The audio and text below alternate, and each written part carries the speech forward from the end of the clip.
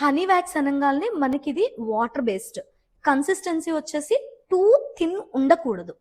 మనకి అదే లైపోసోల్యుబుల్ వ్యాక్స్ అయితే గనక కొంచెం థిన్ ఉంటుంది. అండ్ తర్వాత చాలా మంది ఏం చేస్తారు, హనీ వ్యాక్స్ అనగానే ఇలా తీసేసుకొని ఇదేంటి కాలుతూ ఉంటుంది కదా, కొంచెం పల్చగా చేసేసి దాన్ని ఉఫు ఉఫు అని ఇలా ఊదుతూ అప్లై చేస్తారు. అది హైజీన్ కానే కాదు. దీన్ని ఒక 4 టైమ్స్ డ్రాగ్ చేసేసి, ఒకవేళ హీట్ ఉన్నా సరే దీన్ని ఇలా టర్న్ చేసుకోవాలి, అంతేగాని నోటితో ఊదడం అనేది మాత్రం ఏ మాత్రం హైజీన్ కాదు. తరువాత అప్లికేషన్ కూడా చూడండి, రూట్ వచ్చేసి ఇక్కడ నుంచి పైనుంచి కిందకు ఉంది, ఇంకొకటి వచ్చేసి ఇక్కడ నుంచి ఇలా సైడ్ ఉంది, ఇక్కడ క్రాస్ ఉంది, ఇక్కడ మళ్ళీ పైకి ఉంది.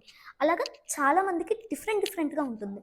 సో ఎస్పెషల్లీ హనీలో మాత్రం కంపల్సరీ రూట్ ఎటువైపు ఉందో చెక్ చేసుకొని ఆ సైడ్ మాత్రమే మనం అప్లై చేసుకోవాలి. వ్యాక్సింగ్ రిమూవ్ చేయడానికి స్ట్రిప్స్ ఇవి వచ్చేసి హనీ వ్యాక్స్ రిమూవ్ చేయడానికి చేస్తాము.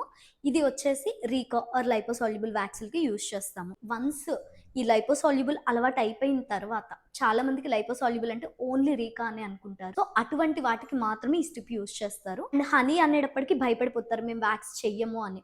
కానీ హనీ వ్యాక్స్ కూడా వీటిని యూజ్ చేయొచ్చు.